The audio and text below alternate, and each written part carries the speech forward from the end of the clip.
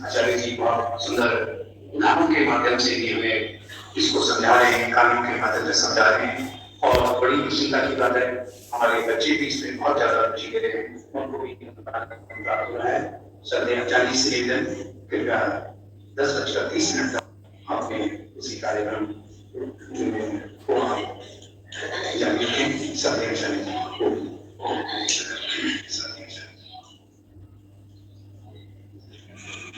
सभागार में उपस्थित सभी सज्जन वृंद, सीधे होकर के बैठेंगे सभी बच्चे।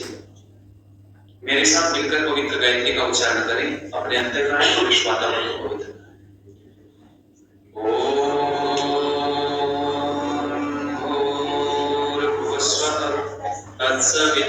तत्सवितुर्वरेण्यं भर्गो देवस्य धीमहि धियो यो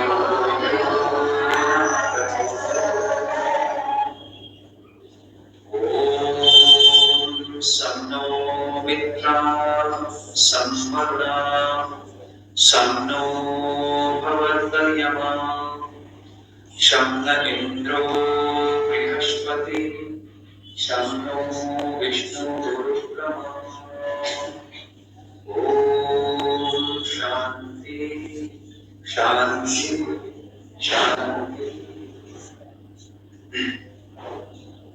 व्याख्यान वेदी पर विराजमान आर्य समाज के यशस्वी धर्माचार्य पंडित विद्यापति शास्त्री जी, आर्य समाज दानावाला के बहुत ही कर्मठ सुयोग्य विद्वान प्रधान पद को सुशोभित कर रहे हैं आदरणीय श्री गुलाटी जी। और इस सभागार में उपस्थित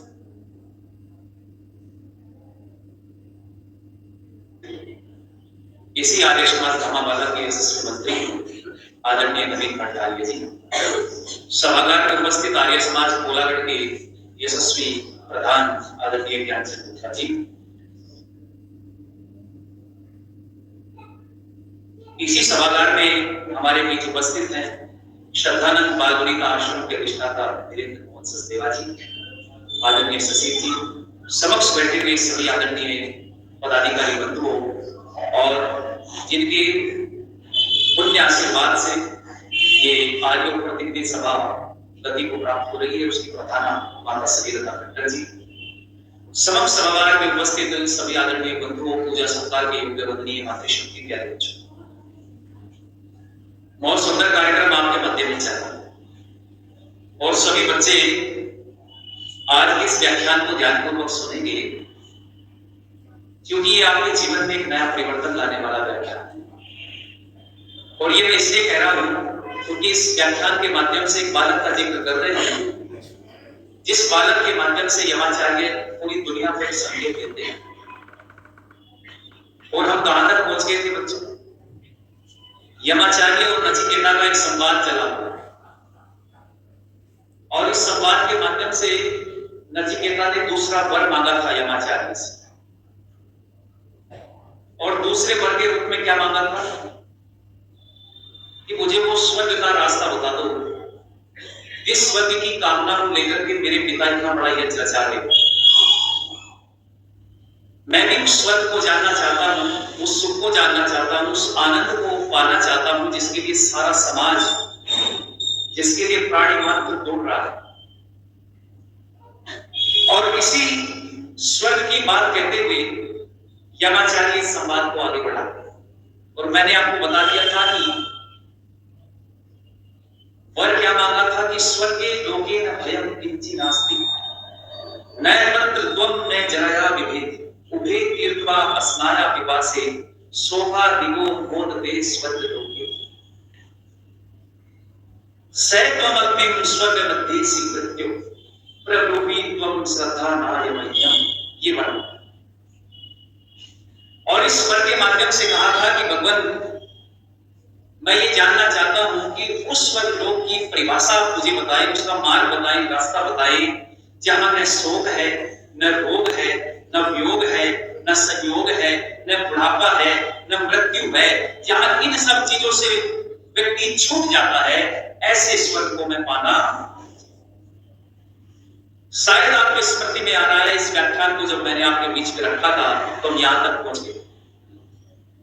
अब यहां से अपनी कथा को आगे बढ़ाते, तो यहां से अपने व्याख्यान को आगे बढ़ाते हुए बंधुओं में निवेदन करना चाहता हूं कि यमाचार्य उपदेश देते और नचिकेता एक बात कहते कि भगवान मैं आपसे इसलिए जानना चाहता हूं क्योंकि आप ही इस मार्ग को बता सकते हैं, इस रास्ते को बता सकते हैं।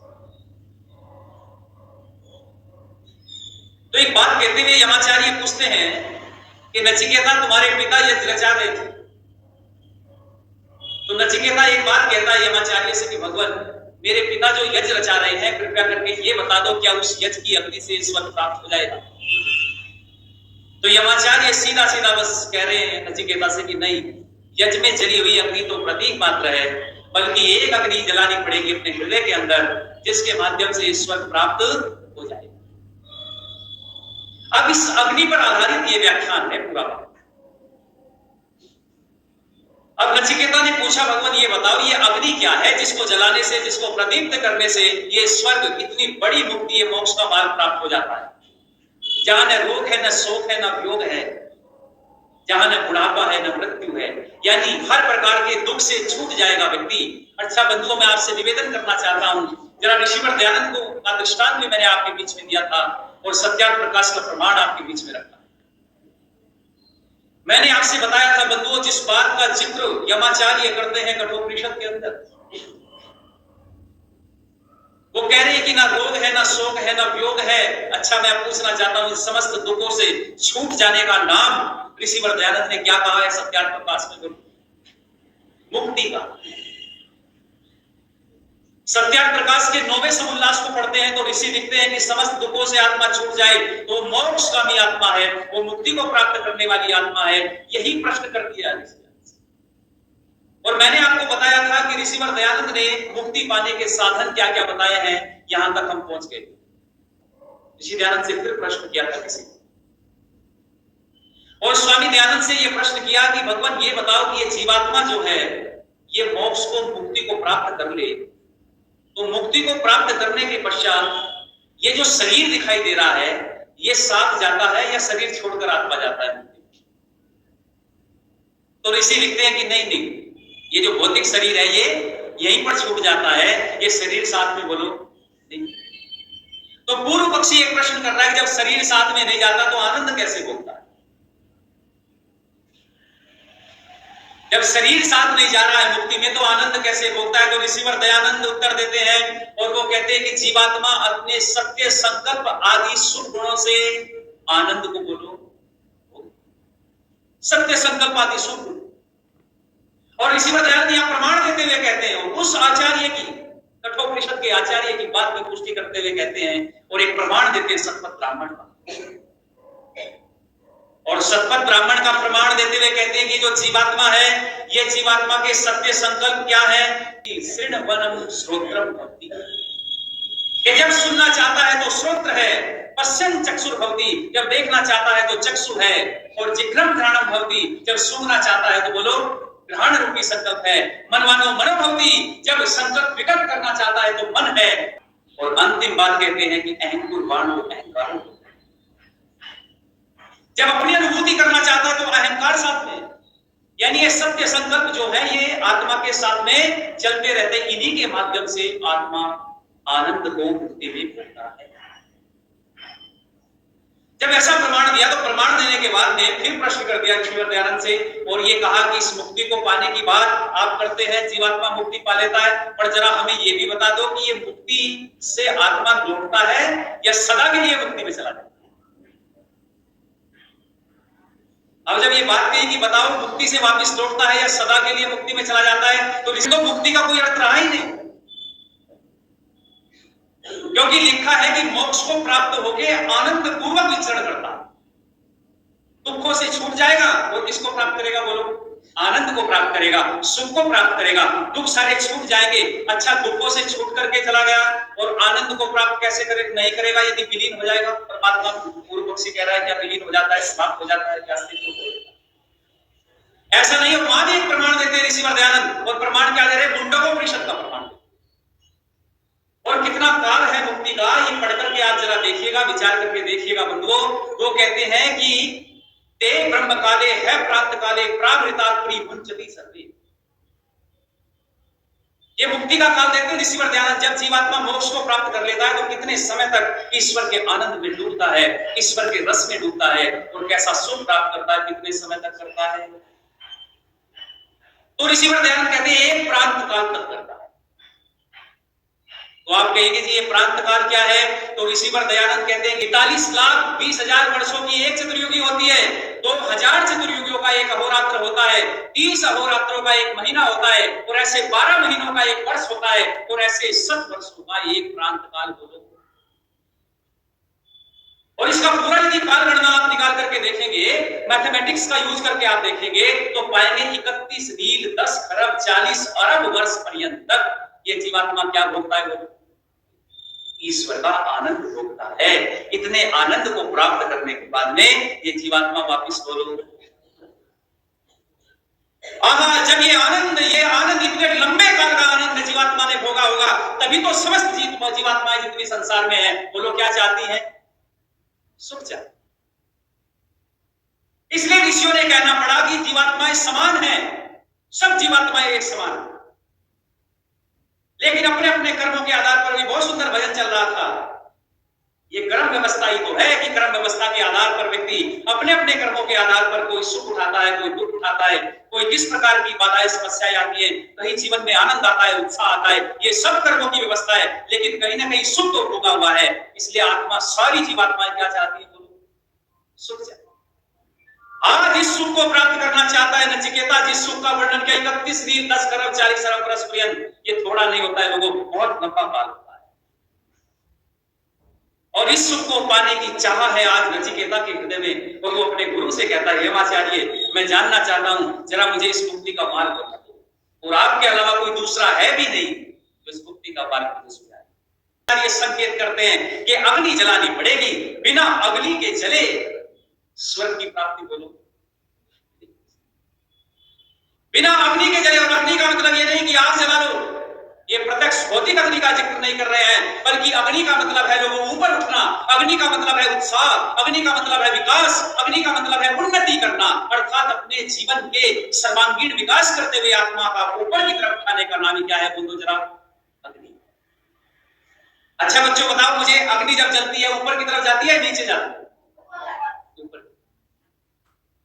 कहीं पर भी आप अग्नि को प्रज्वलित करके देख लेना, कोई मसाल जला करके देखना। अच्छा बंधुओं, मैं बहुत गंभीरता से निवेदन के साथ कहना चाहता हूं आपसे कि अग्नि का मतलब है उत्साह, अग्नि का मतलब है विकास, अग्नि का मतलब है कल्याण। और ये अग्नि मैंने बताया था पिछले व्याख्यान में भी, जिसके हृदय में जगी है वो समाज के लिए कल्याणकारी सिद्ध हुआ है। ये अग्नि जिसने अपने हृदय में जगाई है वही स्वर्ग की प्राप्ति करने में समर्थ बोलो। और इस अग्नि का कितना सरल सा व्याख्यान आगे चल करके यमाचार्य नचिकेता को देते हैं। आप तत्पर रह जाएंगे सुन करके यमाचार्य इस नचिकेता के आज के इस संवाद। लेकिन उससे पूर्व मैं आपको बताता चलूं, बहुत निवेदन के साथ कह रहा हूं कि ये अग्नि जली जिन महापुरुषों के हृदय में जली है वो समाज के लिए कल्याणकारी सिद्ध हुए। अरे आप अपना इतिहास उठा करके देखो, पढ़ करके। मैंने निवेदन किया था आपके बीच में कि स्वामी श्रद्धानंद जैसे लोग, स्वामी दयानंद सरस्वती जैसे लोग, इनके हृदय में क्या जली बोलो? ये आग जली, ये अग्नि जली। और इन्होंने देखा समाज की स्थिति को, देश जिक्र मैं जरूर करना चाहूंगा। आपने देखा होगा पिछले समय में, अभी 24 नवंबर को एक महापुरुष का जन्म दिवस मनाया पूरे भारत में, और बहुत उत्साह के साथ में हमने मनाया। और व्यक्ति का नाम क्या था? जिनको आज कहते हैं हम सिखों के 9वें गुरु तेग बहादुर जी। 24 नवंबर को सब लोगों ने मिलकर के बड़े उत्साह के साथ, अच्छा हम क्यों याद कर रहे हैं अपने महापुरुषों को? क्योंकि हमारे महापुरुषों ने उनका बलिदान मनाते हैं, जन्म दिवस मनाते हैं, उनको याद करते हैं, उनकी बातों को स्मरण करते हैं। वो हम क्यों कर रहे हैं? क्योंकि उन महापुरुषों के हृदय में यह आग जगी थी, और आग जलने से वो समाज की उन्नति करने में सफल हुए थे, अपने जीवन का निर्माण करने में सफल हुए थे। इसलिए हम सब महापुरुषों को क्या करते हैं? बोलो, याद करते। आपको मैं बताना चाहूंगा, ये बहुत रोचक सी बात मैं बताना चाहता हूं, कैसी अग्नि गुरुदेव बहादुर के हृदय में जगी थी। लोग इस समय मुगलिया अत्याचार भारतवर्ष के अंदर बढ़ रहा था। मुगलों के अत्याचार इस कदर बढ़ते जा रहे थे कि मुगलों के अत्याचार से तंग आकर के लोग उन व्यक्तियों की शरण में जाना चाहते थे जहां आग से जला दी। कश्मीरी पंडितों का एक बहुत बड़ा दल, एक व्यक्ति के नेतृत्व में, जिनका नाम था कृपाराम पंडित। पंडित कृपाराम जी के नेतृत्व में एक बहुत बड़ा दल 9वें पातशाह गुरु तेग बहादुर जी के पास में आया और आकर के उनसे कहने लगा, गुरुदेव बहुत बड़ी समस्या है, हमारे सामने बड़ा संकट आ गया है। जो कश्मीर का सूबेदार है वो अपने बादशाह को खुश करने के लिए हम सबका समाज परिवर्तन कराना चाहता है। अच्छा, मैं एक चीज और यहाँ रोक कर कहता चलूंगा। लोग कहते हैं जी धर्म परिवर्तन कराया जा रहा, तो क्या मैं आपसे पूछूं जरा, धर्म परिवर्तित हो सकता है? आप जरा विचार करके बताना। बहुत गंभीरता से मैं पूरे देश से यह सवाल करता हूं, क्या धर्म का परिवर्तन होना संभव है? नहीं, धर्म कभी परिवर्तित नहीं हो सकता, धर्म कभी बदला नहीं जा सकता, क्योंकि धर्म दो है ही नहीं। धर्म क्या है बोलो? एक है। हाँ, समाज का परिवर्तन हो सकता है, समाज बदला जा सकता है। इसलिए लोगों, दुनिया में समाज के परिवर्तन तो हुए हैं, पर धर्म का परिवर्तन कहना बोलो संभव? धर्म कभी नहीं बदला जा सकता। हाँ, समाज बदला जा सकता है। कोई समाज निरंकुश है, अत्याचारी है, कोई समाज दुर्व्यसनी है, दुर्गुणी है, तो उस समाज को तत्काल छोड़िएगा और छोड़ करके अच्छे समाज में आइएगा। लेकिन धर्म किसी का नहीं बदला जा सकता। धर्म का परिवर्तन होना बोलो संभव? तो आज पंडितों का दल कश्मीर से चल करके आया कृपाराम के नेतृत्व में और सच्चे बादशाह 9वें गुरु तेग बहादुर जी के पास में आकर के हाथ जोड़कर कहने लगे, भगवान सूबेदार हमारा समाज परिवर्तन कराना था। आज हम हिंदू समाज में जी रहे हैं, लेकिन वो मुस्लिम समाज में हमको परिवर्तित करना चाहता है, हमारी रक्षा करो। गुरु तेग बहादुर जिनके हृदय में वो आग जल रही थी जिसका मैं जिक्र करता, गुरु तेग बहादुर मन में विचार करने लगे, तो बड़ा संकट है, बहुत बड़ी समस्या है, इससे कैसे निकला जाए। सोच ही रहे थे, विचार ही कर रहे थे कि एक 9 वर्ष का नौजवान सामने दरवाजे से आता है और इस नौजवान का नाम क्या था? 10वें गुरु जो बने गुरु गोविंद सिंह। 9 वर्ष की अवस्था में थे उस समय, और पिता के चेहरे को देखा तो पिता के चेहरे पर पाया कि चिंता के भाव चेहरे पर स्पष्ट नजर आ रहे। गुरु गोविंद सिंह पूछते हैं कि पिताजी क्या समस्या? उन्होंने बताया कि ये पंडितों का एक दल मेरे पास में आया है, समाज परिवर्तन कराना चाहता है इनका सूबेदार, और इसके लिए बेटे बलिदान की आवश्यकता है। औरंगजेब को यदि मुंह तोड़ जवाब देना है तो उसके लिए क्या देना पड़ेगा बोलो? बलिदान देना। और इस बलिदान के लिए किसी महापुरुष को आगे आने पड़ेगा। और इतना सुना था, 9 वर्ष के गुरु गोविंद सिंह कह पड़े कि पिताजी इस बलिदान को देने के लिए वर्तमान समय में आपसे बड़ा महापुरुष कोई दूसरा बोलो। जब ये बात सुनी तो पिता का हृदय गदगद हो गया। क्या संस्कार दिए थे गुरु तेग बहादुर ने अपने पुत्र? 9 वर्ष का बच्चा कहता है कि आप बलिदान देने के लिए पिताजी आपसे बढ़िया और आपसे सुयोग्य पात्र तो कोई हो नहीं सकता।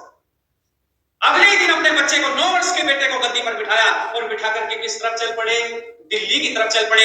वो हृदय में आग जग रही थी, वो संस्कृति की रक्षा की आग जग रही थी, वो मानवता की रक्षा की आग जग रही थी। क्योंकि याद रखना बंधुओं, यदि संस्कृति खतरे में है, मानवता खतरे में है, देश खतरे में है और सर पर आपके तलवार लटकी हुई है, तो क्या अध्यात्म में मन लगेगा? अध्यात्म में बिल्कुल मन नहीं लग सकता जब तलवार सर पर लटकी हो। इसलिए सबसे पहले सुरक्षा होती है, सबसे पहले अपनी संस्कृति को बचाने की बात होती है, अपनी मर्यादाओं को जिंदा रखने की बात होती है। इसलिए गुरु तेग बहादुर ने कहा कि सबसे पहले मुझे औरंगजेब को मुंह तोड़ जवाब देना पड़ेगा। जब ये मन में सोचा और विचार किया तो वो जो पंडितों का दल आया था, उस दल के नेतृत्व करने वाले कृपाराम जी से कहते हैं गुरु तेग बहादुर, और क्या कहते हैं कि जाओ तुम कश्मीर के अंदर और बहुत निडरता के साथ वहां बैठो, और जब भी कोई तुम्हारा समाज परिवर्तन कराने आएगा तो उनसे एक बात कहना कि सबसे पहले जाओ हमारे गुरु तेग बहादुर का समाज परिवर्तन कराओ। यदि वो परिवर्तन कर लेते हैं तो हम भी सहज स्वीकार। और इतना कहा कहकर कहा कि जाओ तुम लोग वापस जाओ। वो सब वापस चले गए। अगले ही दिन गुरु तेग बहादुर दिल्ली की तरफ निकल, और जब दिल्ली की तरफ गए, दिल्ली की तरफ जाकर के औरंगजेब से बातचीत की, लेकिन औरंगजेब मानने को तैयार नहीं है, क्योंकि सत्ता के में झूठ था। और ये सत्ता का मत किसी किसी को भी अहंकारी बना देता है। सत्ता के मत में इतने चूर अहंकारी औरंगजेब ने गुरु की एक भी बात को स्वीकार नहीं किया, और उनके सामने 3 शर्त रखी लोगों। और 3 शर्त कौन सी थी? सबसे पहली शर्त उनके सामने रखी है कि धर्म परिवर्तन, अपना समाज परिवर्तन करा। और दूसरी शर्त उनके रखी कि यदि समाज परिवर्तन नहीं कर रहे हो तो कोई बड़ा चमत्कार करके दिखाओ। और तीसरी उनके सामने ये शर्त रखी, यदि इन दोनों में से कुछ भी नहीं करते तो शहादत के लिए तैयार हो, बलिदान के लिए तैयार हो।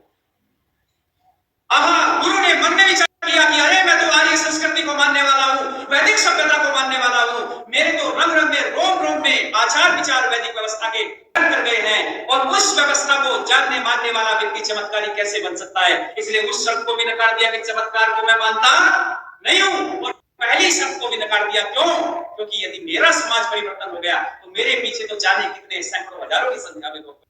यदि आज मैंने समाज परिवर्तन कर लिया, आज मैंने इस हिंदू समाज से, इस वैदिक समाज से, इस आर्य समाज से मैंने परिवर्तन करके आज यदि इस्लाम को स्वीकार कर लिया तो जाने कितने भोले लोगों का समाज परिवर्तन। इसलिए मैं दोनों शर्तें नहीं मानता हूं। हाँ, मैं तीसरी शर्त मानने के लिए तैयार हूं, मैं तुम्हारे सामने खड़ा हूं, आओ मैं बलिदान के लिए तैयार खड़ा हूं। और अपनी गर्दन औरंगजेब की तलवार के सामने कर देते हैं। ये था बलिदान, ये थी आग। और आपने सुना होगा, आपने जाना होगा, वही हुआ है 24 नवंबर का वो दिन। 24 नवंबर के दिन शहादत हुई, बलिदान हुआ। और आज भी दिल्ली में वो शीशगंज गुरुद्वारा उस बलिदानी महापुरुष की याद हमें दिलाता है। अरे मैं आपका जिक्र कर रहा हूं बंधुओं, ये सब लोग आर्य संस्कृति में पले बड़े हुए लोग थे, ये वैदिक व्यवस्था को मानने वाले लोग थे। इनका जीवन चरित्र पढ़ के तो देखो। और आगे चल करके जब ये अत्याचार अपनी चरम सीमा पर बढ़ने लगे तो मैं आपको बताता चलूं कि जिन महापुरुषों की हम संतान हैं, कभी पढ़ करके देखो, 1699 1699 में उनके पुत्र ने और इन अत्याचारों से बचने के लिए एक फौज तैयार करने का निर्णय मन में आया। एक ऐसे नौजवानों की टोली, एक नौजवानों की सेना खड़ी करने का मन में आया। और उस सेना का नाम क्या रखा? गुरु गोविंद सिंह जी ने नाम रखा था उसका खालसा। 1699 में बैसाखी के पावन पर्व पर खालसा की स्थापना हुई है। और खालसा का मतलब जानते हो आप क्या होता है? खालसा का मतलब होता है ईश्वरीय कार्य, परमात्मा का काम। और बोलते ना, जब भाई गुरु जी दा खालसा वही गुरु जी दी, यानी हे गुरुदेव, वो गुरु कार्य करना चाहते हैं। किसका? बोलो, ईश्वर का काम करना चाहते हैं, परमात्मा का काम करना चाहते हैं। आज संस्कृति खतरे में पड़ी है, आज नौजवानों का आह्वान करना चाहते हैं। और मुगलिया आतंक से, मुगलों से भारतीय संस्कृति की रक्षा के लिए एक पंथ बनाया, जिसका नाम क्या रखा? बोलो, जिन गुरु गोविंद सिंह जी का पूरा परिवार धर्म की रक्षा के लिए, मानवता की रक्षा के लिए, वेद की रक्षा के लिए, समाज की रक्षा के लिए पूरा का पूरा परिवार बलिदान हो गया, ऐसे बलिदानी महापुरुष को आज नौजवान भूलते जा रहे हैं। लेकिन ये दिसंबर का माह चला हुआ है और इस दिसंबर के माह का अंतिम सप्ताह तो बलिदानियों से भरा पड़ा है। आप विचार करके देखिएगा, जिस संस्कृति को मानने वाले लोग, जिस सभ्यता को मानने वाले लोग, आज हम उनको भूलते जा रहे हैं। लेकिन 25 दिसंबर हम बड़े उत्साह के साथ मनाते हैं। क्या मनाते हैं जी 25 दिसंबर को? क्रिसमस डे मनाते, क्रिसमस डे मनाते हैं। और दुर्भाग्य, मुझे बड़ा कष्ट होता है कि देश के बड़े बड़े धर्म के ठेकेदार, बड़े बड़े मंचों पर बैठने वाले लोग, जिन अंग्रेजों ने 350 साल तक हमको लूटा, काटा, मारा, पीटा, हमारी संस्कृति को तोड़ने का प्रयास किया, हमारी सभ्यता को तोड़ने का प्रयास किया है, हमारे सारे आचार विचार को नष्ट करने का प्रयत्न किया, और एक ईस्ट इंडिया कंपनी लाकर के इस देश में घुसे और सारी उस ईस्ट इंडिया कंपनी के माध्यम से सारी सत्ता पर काबिज हो। किस तरीके से मुगलों ने, अंग्रेजों ने लूटा, लेकिन उनकी संस्कृति को आज हम फॉलो कर रहे हैं, मान रहे हैं। और बहुत सारे लोग आज सेंटा क्लॉज बनते हैं 25 दिसंबर, जोकर बनकर के समाज के अंदर प्रदर्शन कर। लेकिन उसी 25 दिसंबर का वो दिन हम भूल जाते हैं कि मुगलों से लोहा लेते वक्त इस देश के बड़े सम्राट, जिनका नाम था महाराजा सूरजमल, इस भारतीय संस्कृति की रक्षा के लिए लोहा लेते लेते महाराज सूरजमल वीर गति को प्राप्त हो जाते हैं, शहादत उनकी हो जाती है। लेकिन हम महाराजा सूरजमल की बलिदान दिवस मनाने से पीछे हट जाते हैं और 25 दिसंबर को क्या याद रह जाता है? हमारे क्रिसमस डे रहता है। जो लोग हमारे लिए लड़े हैं, जो लोग हमारे लिए जिए हैं, जो लोग हमारे लिए मरे हैं, जिनका पूरा जीवन भारतीय संस्कृति की रक्षा के लिए बीता है, आज उनको हमने बुला दिया।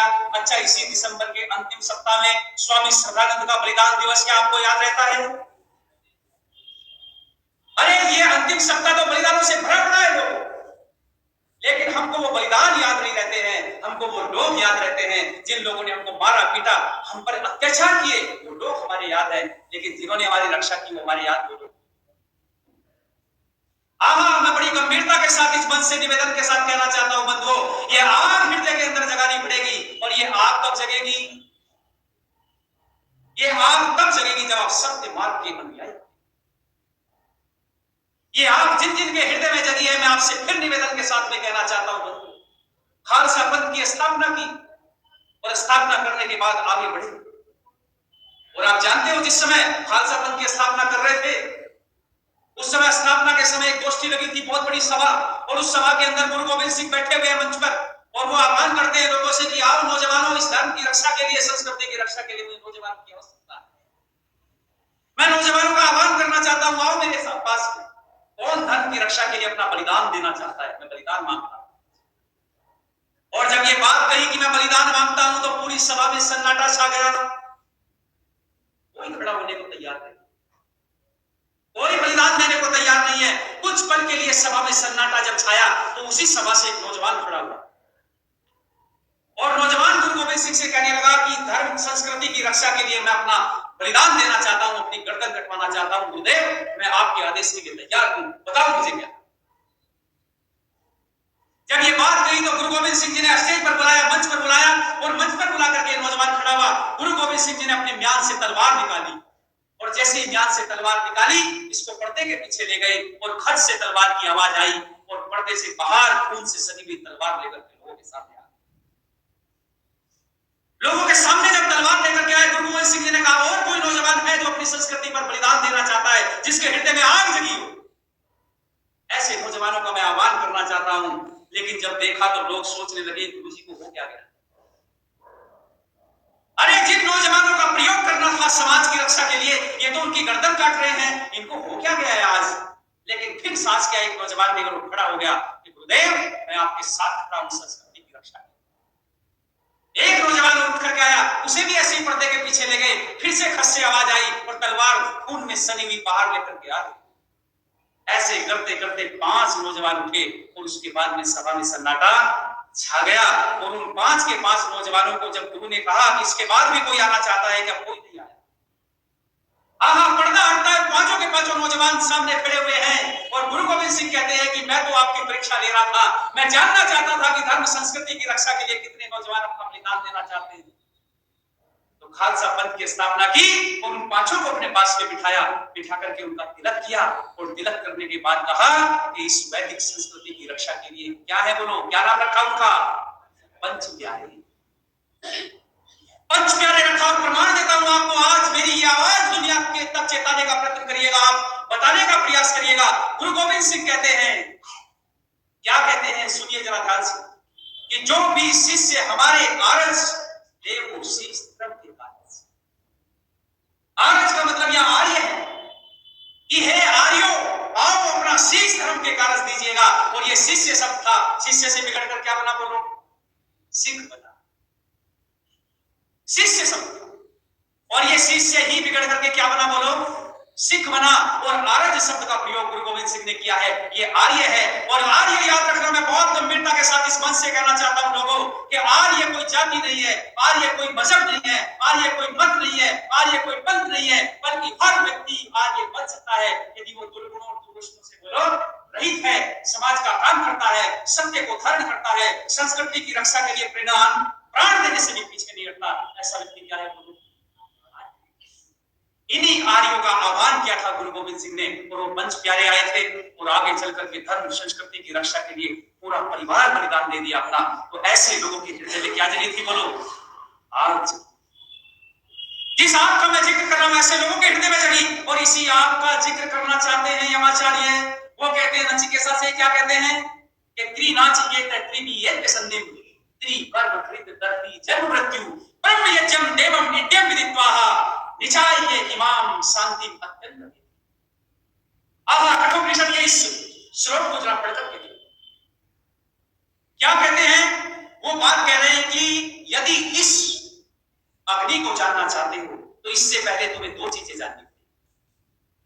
क्या जाननी पड़ेगी? कि त्रिनाचिकेत त्रिवियेत संधिम, त्रिकर्म कृत तरति जन्म मृत्यु। यानी 3 कर्म ऐसे हैं, 3 कर्म। कितने कर्मों का जिक्र किया बोलो? 3 कर्मों का। यानी 3 कर्मों को करता हुआ व्यक्ति तरती जन्म मृत्यु अर्थात जन्म और मृत्यु से पार बोलो। यमाचार्य कह रहे हैं कठोपनिषद में 3 कर्मों को करता हुआ जन्म मृत्यु से पार हो जाता है। और आगे बड़ा अच्छा वर्णन करते हैं कि जब 3 कर्म करोगे तो 3 संधियां बीच में आएंगी। संधि,